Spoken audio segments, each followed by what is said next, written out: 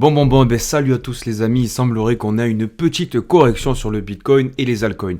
Va-t-elle être plus profonde? Va-t-elle être plus dure? Seul l'avenir nous le dira, mais en général des corrections en plein bullrun, ça se rachète les mecs. La première vague haussière d'un bullrun est toujours la plus difficile à attraper, mais une fois qu'on est réglé, on peut affûter notre stratégie de prise de profit, ce dont je te parle depuis plusieurs mois maintenant. Donc aujourd'hui, je vais pas trop rentrer dans le détail, mais dans cette vidéo, je vais te parler de quelques altcoins que je vais acheter si ça corrige bien fort, et je vais te montrer les petites cibles qui m'intéressent de mon côté. On n'attend pas plus et c'est parti. Bon alors avant toute chose, si on regarde le BTC, alors qu'est-ce qui s'est passé? En daily actuellement on est à 93, 92 000, on a fait un plus bas à 91 400 $. Dans tous les cas c'était sûr qu'une petite correction allait arriver, d'autant plus qu'on arrivait à une cible hyper importante des 100 000 $. Donc maintenant les gars, voilà, pas d'inquiétude. Moi j'ai réussi à vendre un petit peu là sur le qui-vive parce que je voyais que le Bitcoin il commençait à faire des figures plutôt bearish, j'ai envie de te dire, mais j'ai pas vendu à hauteur de 50% qui est ma stratégie dont je te parle depuis plusieurs mois. Voilà, parce que j'ai été dépassé par le marché et c'est toujours le marché qui a raison. Donc dans la vie, on peut pas toujours être dans la perfection et encore plus dans un bull run où c'est l'euphorie et voilà, ça va dans tous les sens. Donc maintenant, ce qui va être intéressant de regarder, dans un premier temps, numéro 1, c'est de voir comment évolue le Bitcoin. Est-ce que le Bitcoin va titiller sur les 90 000 $ pour ensuite repartir et briser directement les 100 000? Avec les annonces économiques, c'est quelque chose qui n'est pas impossible, d'accord? Ou alors est-ce que le Bitcoin va décider de gratter un petit peu son imbalance daily pour ensuite repartir à la baisse, former un M-top et faire une correction plus profonde? C'est pas impossible non plus. Donc ça va être les deux choses à surveiller, mais surtout ce qui est important, numéro 2, c'est de voir comment vont réagir les altcoins. Actuellement les altcoins corrigent, forcément ça va avec le Bitcoin. C'est pas le Bitcoin monte, ensuite il baisse et les altcoins montent après, non. Il y a tout qui monte en même temps, mais avec des ratios différents, des vitesses plus importantes pour les altcoins. À un certain moment donné, c'est ce qu'on appelle l'alt season. Et est-ce que l'alt season va être déclenché du coup suite à la première correction du Bitcoin? C'est pas quelque chose qui est impossible. Dans les cycles précédents, c'est comme ça que ça s'est passé. Donc on va voir si ça se passe de la même manière. Et numéro 3, ce dont je voulais te dire qu'il va falloir surveiller, c'est de regarder du coup si c'est réellement une correction qu'on a là, voir l'apport de market cap qui a été ajouté sur cette jambe haussière, sur cette vague haussière si tu veux, qui amorce le rallye, et voir en termes de temporalité combien de jours est-ce qu'on a. Et concernant le market cap, ça nous ferait un market cap de d'à peu près 600 milliards de dollars, un petit peu moins. Ouais, c'est ça. Ouais, 600 milliards de dollars pile poil. Et donc tu vois ce qui s'est passé dans les autres cycles précédents, c'est que à chaque fois on a ajouté plus ou moins le même market cap entre toutes les vagues haussières.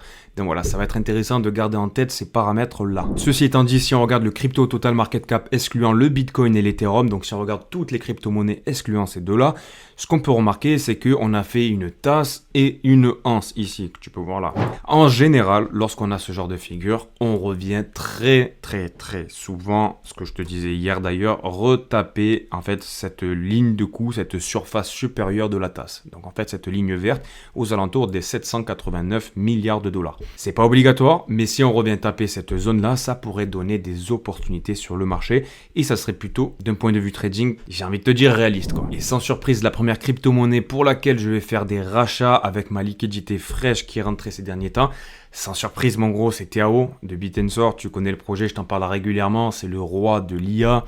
Il y a tout le monde qui est autour de lui, tout le monde a un œil rivé sur Tao. On a même Elon Musk qui a émis des tweets autour de Bitensor. Je vais pas t'en reparler parce que je te casse la tête, je sais que je t'en parle souvent. Actuellement, on est à 523 $. On avait fait un petit dip qui était venu retester en fait cette zone stratégique aux alentours des 400 $.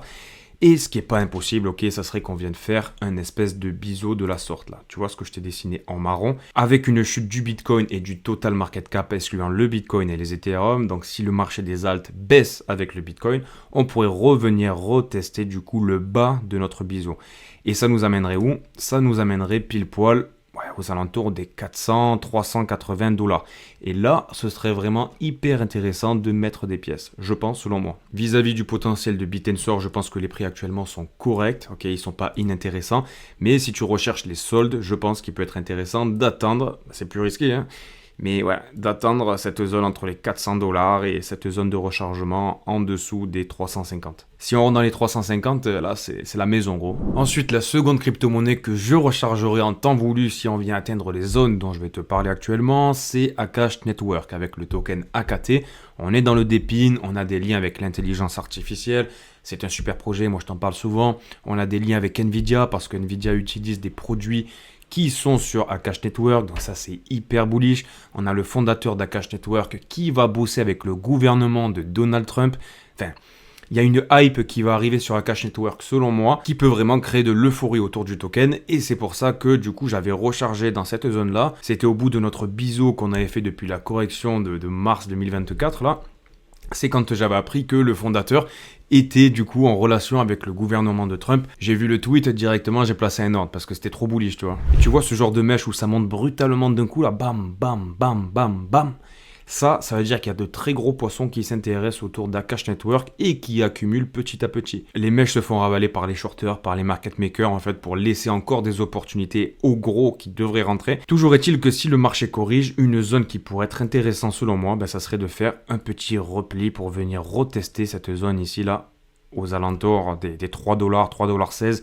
Je pense que si on revient tester ces zones, c'est hyper intéressant. Donc je pense pour recharger une zone qui peut être intéressante dans un premier temps, ça serait les 3,30$, 3,40$. Donc si on arrive encore à avoir du Akash Network aux alentours des 3$, je pense que c'est des opportunités qu'on aura peut-être plus. Ensuite, un token dans le RWA qui est tout neuf, mais pas tant que ça, parce que tu le connais si tu me regardes régulièrement. Si tu es abonné du moins, j'espère que tu es abonné, petit coquin. C'est Syrup en fait, qui était anciennement Maple Finance. Il y a énormément de TVL, ok, on est dans le RWA, on est sur du permissionless, enfin, c'est vraiment pas mal. C'est un projet de RWA qui a très bien résisté avec du coup la chute de mi-2024. Là, on n'a pas l'historique parce que c'était sur Maple. Ils ont fait un merge, ils sont passés sur Syrup maintenant. Toujours est-il qu'avec le peu de data qu'on a actuellement, on peut voir qu'on a eu des gros achats qui ont été réalisés et directement, ils ont été ravalés. Tu peux le voir avec cette mèche-là et celle-ci. Ce qu'on peut constater, c'est qu'on commence à avoir une espèce de résistance qui se dessine. Là, tu vois au-dessus de Syrup. Et tant qu'on est en dessous, selon moi, je pense que ça reste intéressant. De la même manière, pour avoir des meilleures opportunités sur Syrup, maintenant, j'ai envie de l'appeler Maple, je sais pas pourquoi, on pourrait espérer une correction jusqu'au 0,20. Mais dans tous les cas, j'ai envie de te dire, on est à 0,21, 0,22. C'est pas non plus le bout du monde. Si on fait encore une correction de 10%, pour moi, ça s'achète ça. Après, en termes de low cap, mon gros, tu le sais, je t'en parle souvent, on a DMT en fait qui touche au gaming. Donc là, je t'ai présenté IA, Depin IA, RWA, maintenant un petit peu de gaming, Metaverse, la DMT, ça touche à tout. Je t'en ai déjà parlé plusieurs fois. C'est vraiment des techos, ils font pas mal de choses. Et ce qui est toujours intéressant avec ce projet-là, c'est qu'on est toujours dans une zone de rechargement. On a fait un plus haut aux alentours des 272$ et actuellement on est à 47,5$.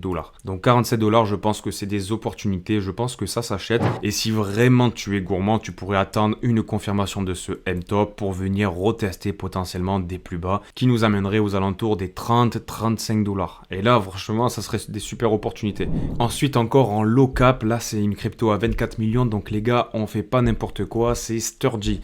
Sturdy qui est en lien avec Bit&Source, c'est un subnet de Bit&Source, c'est le numéro 10. En fait, il s'attaque à de la DeFi via intelligence artificielle. Au final, l'IA de Bit&Source permet aux utilisateurs d'avoir de meilleurs rendements sur de la DeFi. Lorsque je t'ai parlé de ce projet, gros, on était aux alentours des... C'était ici, là, ce petit bisou, 0,65$. Et on est monté carrément jusqu'à 3,80$. Donc on a fait un gros multiplicateur. Sturdy a vraiment très bien performé parce que voilà, les gens ils se sont rendus compte déjà de la TVL qui est bloquée, le fait que Pantera Capital sont derrière eux, qu'ils ont eu plein de partenariats. Ils sont accompagnés maintenant par un nouvel incubateur qui est spécialisé dans l'intelligence artificielle décentralisée et lorsque Bit&Source va bien marcher, forcément, Sturdy, c'est un proxy de Bit&Source, il fonctionnera bien comme Bit&Source. Toujours est-il que là, Sturdy a très bien monté.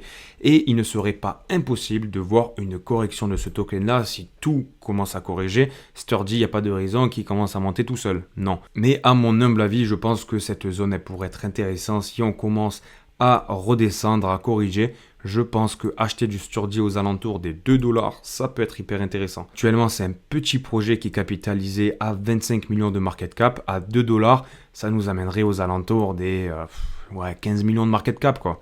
C'est vraiment toujours ridicule vis-à-vis de la puissance de Bit&Source et du coup de l'utilité de ce projet-là. Il y a énormément de TVL bloqués Et si ça t'intéresse, je te ferai une autre vidéo où je te parle de tout ça. Mais encore les gars, petit disclaimer sur Sturdy et sur DMT, on est là sur des low cap, même si Sturdy ça commence à être costaud là. Donc on met pas des 10-20% de son portfolio. On prend le portfolio total qu'on a et on met un petit pourcentage. On fait vraiment attention au money management, les mecs. Bon, ben mon gros, j'espère que cette vidéo t'a plu. N'oublie pas de t'abonner si t'es pas abonné. Attention, je te vois petit coquin. Un petit like et un commentaire, c'est comme ça que tu me donneras la force, si tu as envie de me la donner en tout cas. Et je te donne rendez-vous demain à 5h du matin pour une nouvelle vidéo avec Jérémy de la Crypto Brève. Sur ce, prends soin de toi. Bisous, ciao, ciao, bye.